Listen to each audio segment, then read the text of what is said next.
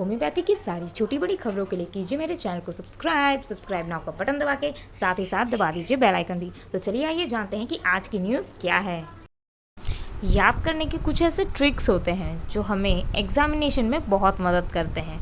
तो आप लोग बहुत सारे एग्ज़ाम्स दे रहे होंगे, जैसा कि अभी यूपीपीएससी में निकला हुआ है और बहुत सारे ऐसे एग्ज़ाम्स हैं जो हाल फिलहाल में हो रहे हैं। तो ऐसे एग्ज़ाम्स के लिए मैं लेके आई हूँ कुछ छोटे मोटे टॉपिक्स जो आपको बहुत मदद करेंगे एग्जामिनेशन में, और साथ ही साथ कुछ ऐसे टॉपिक्स जो एग्जैक्टली एग्ज़ाम में आने के चांसेस हैं। तो चलिए आइए देखते हैं। पहला ट्रिक, ठीक है, और ये ट्रिक है very sick person must take double treatment.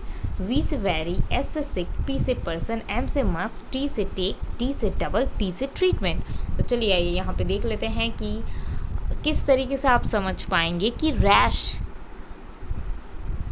कौन से डे के बाद, मतलब फीवर के कौन से डे के बाद रैश होने से आप ये समझ सकते हैं कि वो कौन सा डिज़ीज़ है। तो ये कुछ ट्रिक्स हैं जो मैंने आपको यहाँ पे, ये एक तरीके का ट्रिक्स मैंने आपको बताया कि very sick person must take double treatment. ये ट्रिक से आप इजीली इसको सॉल्व कर सकते हैं। पहली चीज़ कि डे आफ्टर फीवर के बाद पहला दिन अगर आपको दिखता है रैश, तो आप समझ लीजिए कि वेरिसेला या रूबेला है। तो आप इसे वी से समझ सकते हैं। सेकेंड दिन अगर आपको ये पता चले कि फीवर के सेकेंड डे में रैश हो गया है, तो स्कारलेट फीवर का सबसे ज़्यादा चांस है, और आप यहाँ पे देख सकते हैं ट्रिक में एस लिखा हुआ है।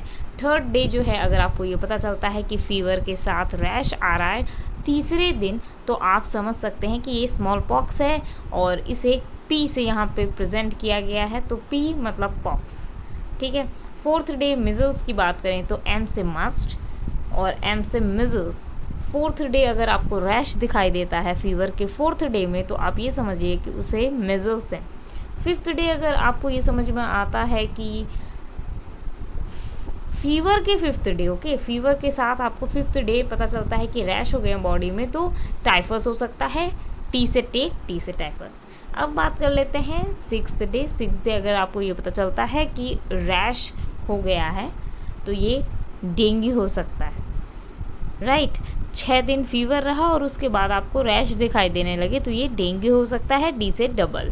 अब बात कर लेते हैं सेवेंथ डे की।